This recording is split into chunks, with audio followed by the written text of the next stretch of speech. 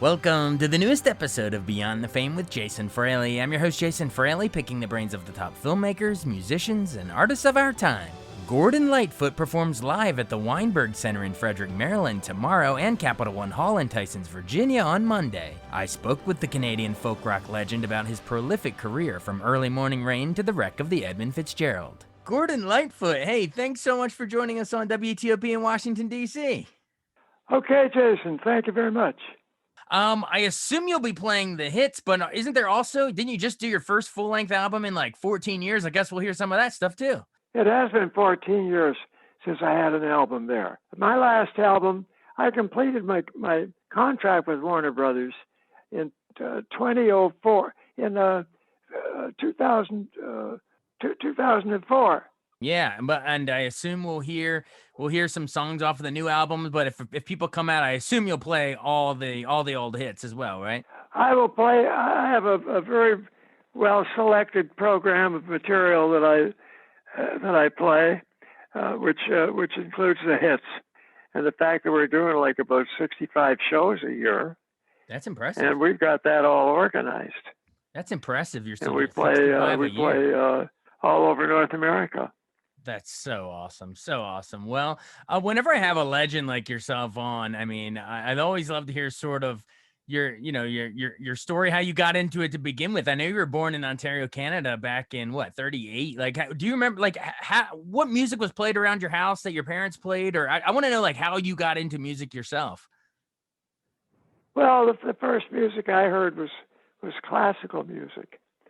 And at a very early age, there was classical music around, and that was what got me musically involved, because I used to sing myself to sleep as a child, singing along with this classical music that I was hearing.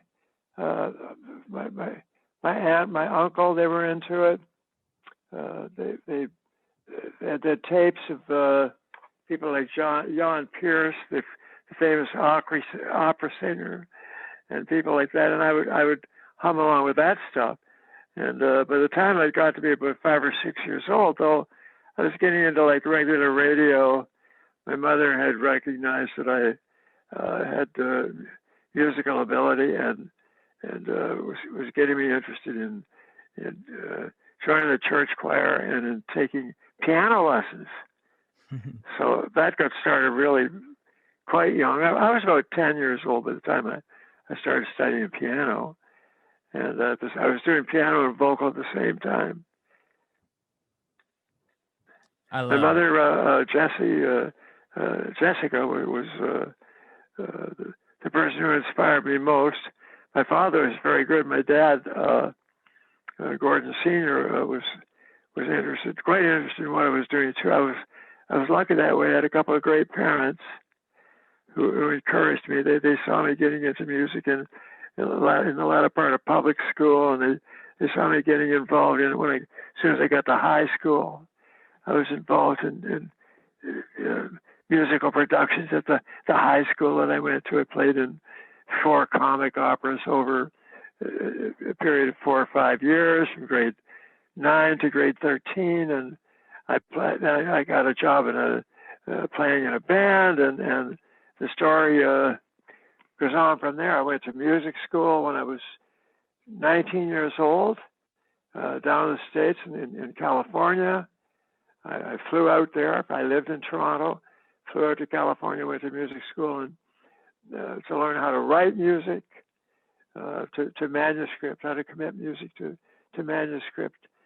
Became a copyist. The people I was working for were publishers who recognized my songwriting ability, and I started writing songs by the time I was in grade 12, and I was shopping them around for about 5 or 6 years, and I finally got a bite from Ian and Sylvia, one of the very well-known folk entities of the folk revival. Ian and Sylvia, a husband and wife duet, who were really high up on the hootenanny echelon, if you really to call it that. We were the first ever to record my songs, and from them, they knew Peter, Paul, and Mary, and so they got two of the songs to Peter, Paul, and Mary, and they had a hit with a song called "For Loving Me," which made it up to number 8 or 9 on the Billboard chart, and it was a modest success. Everybody wanted to go to the top of the totem pole, but I was very happy that when these people recorded my tunes, because it was sort of my entree to the industry in the United States as well as in Canada, because we had to be able to succeed south of the border here as Canadians, because we had no talent rulings here, like we had no Canadian content ruling at that time. So if you didn't make it first in the United States, in media there, and the radio, music radio, you weren't going to make it. So I found my way in there through my songwriting, and through that I got into a recording contract myself down there in the USA. So I had made the leap from Canada into the States through my songwriting. Well, you definitely were. You made it across the border. The reason, like you're saying, your songwriting was just so genius over so many different songs. And I'd love to take our listeners into. Obviously, there's no time to go into all of them, but I'd love to throw a couple out and just hear how you came up with certain ones, like in "Early Morning Rain." It's such a beautiful one. How'd you come up with it? Were you actually standing on a runway watching planes take off, or I want to know how you actually came up with those words. Yeah, I was fascinated by airplanes, airplanes taking off, airplanes landing. I used to actually go, and one of the things I would do as a bit of an outing would be to go to the airport and watch the aircraft operating, but from vantage points. And this was back in, I remember, around 1960, when you could still get within, you could get close up to the airport property and watch airplanes coming and going, and it gave me the inspiration for that song when it came time to write it, which was done like by the time I was about 28, 30 years old by the time I wrote that song. Yeah. And I had been watching airplanes take off and land for 10 years at that point. I found it interesting. I remember when the first Boeing 707 was introduced into the fleet, and I remember incorporating the name of that aircraft into that song, and "Early Morning Rain," which is, by the way, to have been "Early Morning Train" at the beginning, but I had the foresight to change it to "Early Morning Rain." I guess I thought "Early Morning Train" to be a little too obvious when I had something better to deal with, in the telling of the story that is involved. And that song's got a story in it. And, I never knew that. It went from train to rain. See what that's fascinating tidbits you're dropping on us. That was all of an afternoon. That song was written in 2 hours. Wow. I know it's hard to believe, but it's hard to understand how that happens. But a lot of the tunes happen very quickly when you start buckle down and get into it. "Carefree Highway," "Home from the Forest," "Ribbon of Darkness."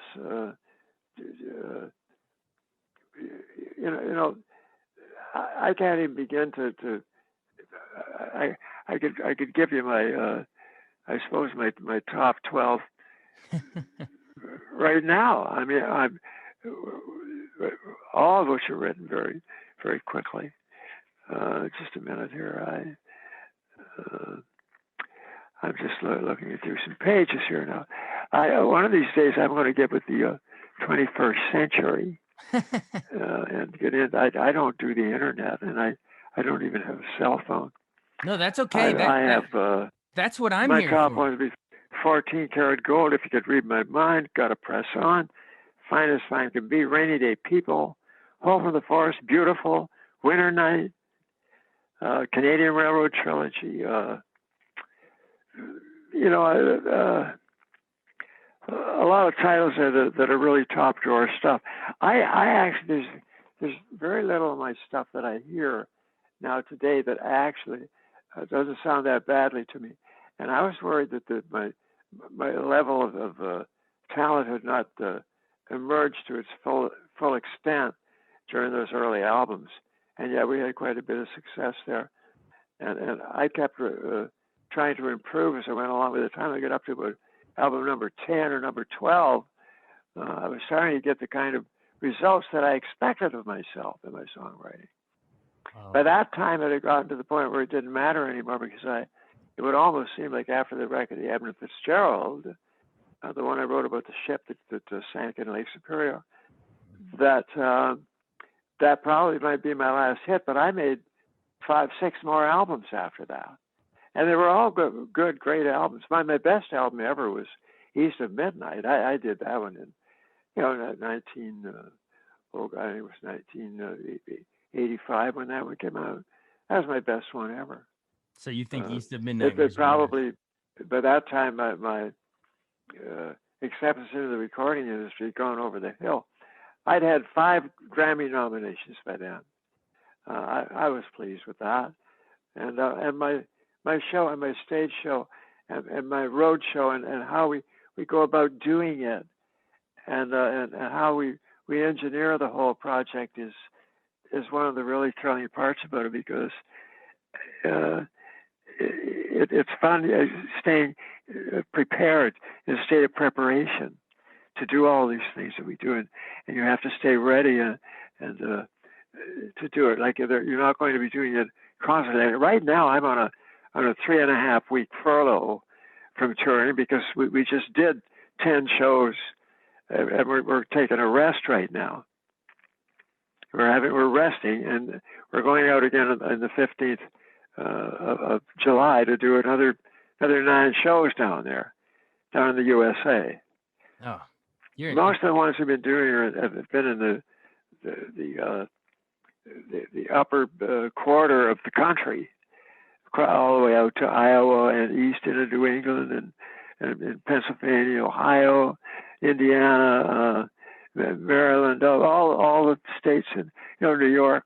But we actually play all over the United States. We play in pods of work. We play down in the Southeast. We do the Southwest. We do the Pacific Northwest, as we call it. We do the Heartland. There's a tour in every one of those places, and we work them like in units. And this is all organized by a booking agent. And the booking agent down there books all of these shows, and he knows how I want it laid out. He knows how many shows I want to do. He works with people like myself who are iconic stature, other artists like my, and that's what he does is getting it laid out for the artist to handle. Oh, well, we love seeing you keeping it going, and we're so thrilled to come see you. I have to, you mentioned Wreck of the Edmund Fitzgerald. I have to thank you for that. My grandfather, he's since passed away years ago, but Edmund Fitzgerald and you, that was his favorite song. I'm not kidding. Every time we got in his car, he went to that track on Your Greatest Hits, and we listened to the Wreck of Edmund Fitzgerald. Pretty tragic way to get in the car now that I think about it. But he played it every time we got in the car. And those the turns of phrases in that thing, the rooms of her ice water mansion and the big they call Get Your Gumi. Like I just always admired the storytelling, how you can say, that he can come in and say, fellas, it's too rough to feed you. And then fellas, it's been good to know you. Like you weave a story from start to finish. And so thank you for that in my grandfather memory. But I just want to know, what inspired you to write it? Like, had you just read about it or, it's a masterpiece. Well, I first read about it in the newspaper the next day. And it just went by. It sort of went by me. And a week later, I read about it in one of the news periodicals, Newsweek to be exact. And I noticed that I said, gee, they're hardly giving this more than about a half. I half a column. Do you understand what I mean? It was not being taken very seriously at all. And I was working on some a certain melody and some chords at that time where I really hadn't settled on what the lyric was going to be or about what the story. So I applied the story of the Fitzgerald to musical lyric and chords that I was already working with. Gotcha. Well, it's a masterpiece, and I'm telling you, if my grandfather was looking down listening to this call, he would say, "Hey, thank you, Gordon Lightfoot. I love that song." It's a great one to play on stage. It's very very exciting to play on stage. The people really relate to it. Oh yeah, and when we do it on stage.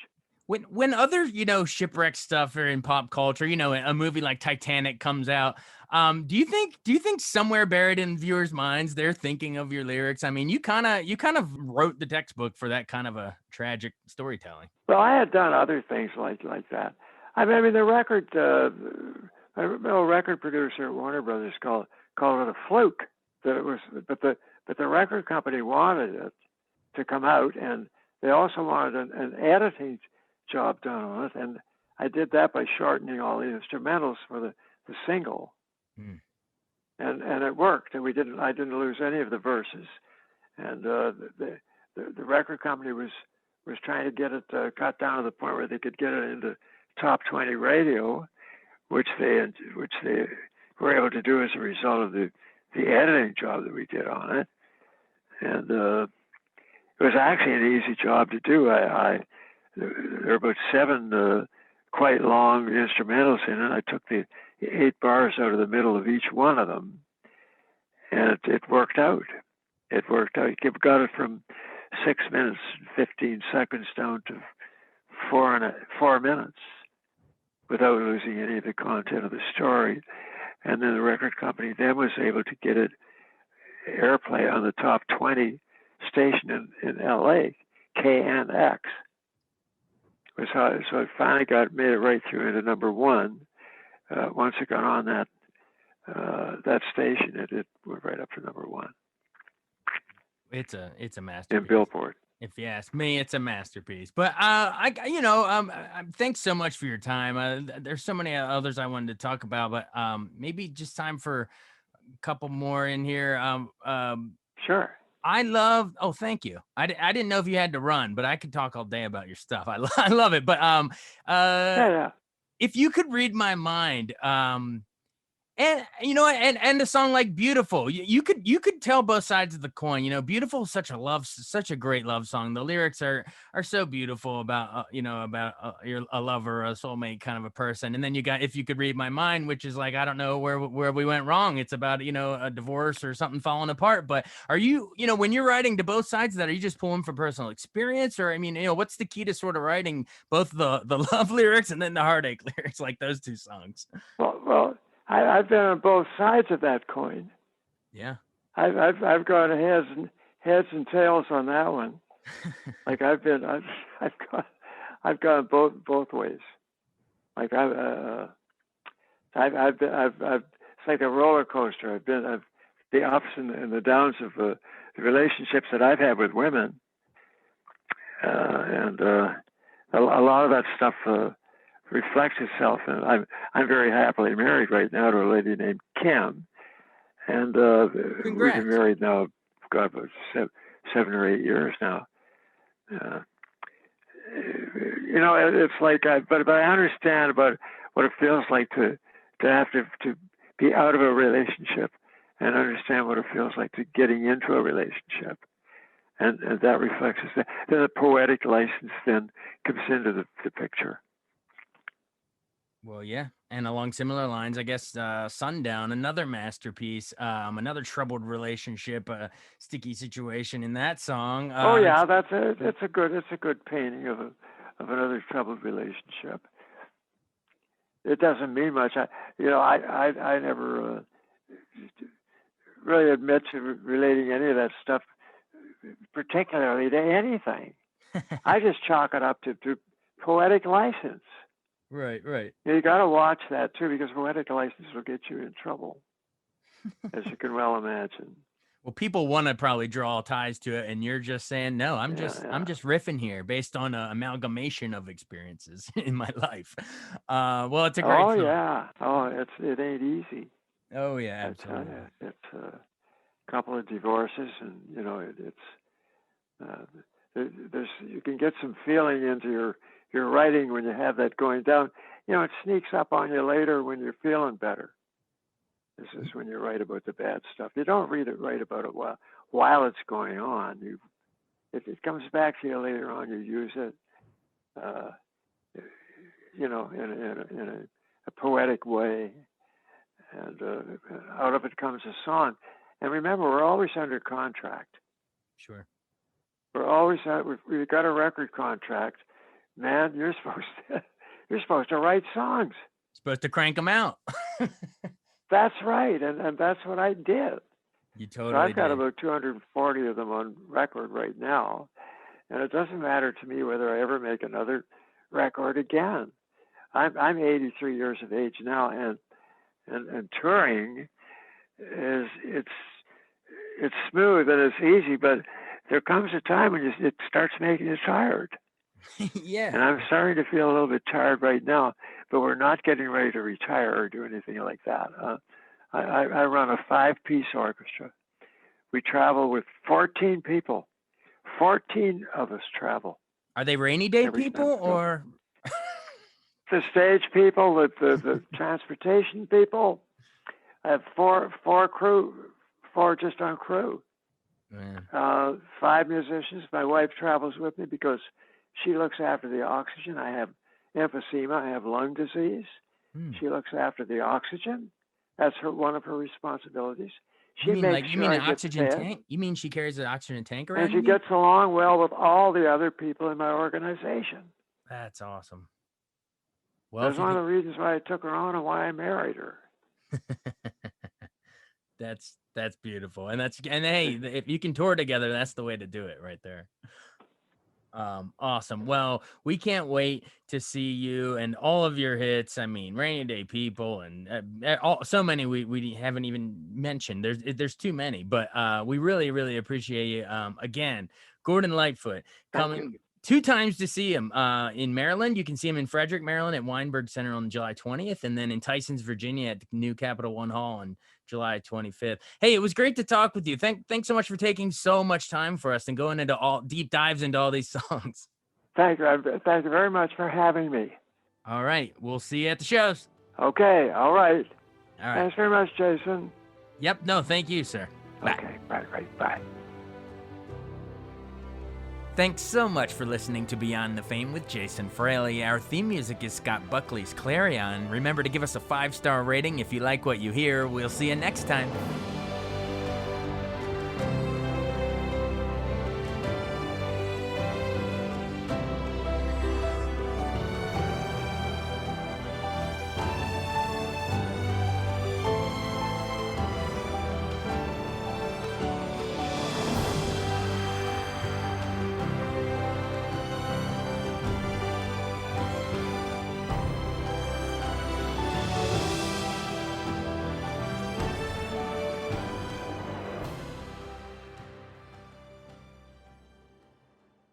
I wanted to take a second to tell you about an app I really enjoy. Living in the DC area is great, and Podcast DC gathers all of the local shows that I like all in one local app. Health, sports, local news, politics, and so much more. Podcast DC is the new local app with hundreds of DC area podcasts to choose from. I can earn exciting rewards just for listening and share the podcasts I love instantly. Available in the App Store or in Google Play, listen local with Podcast DC.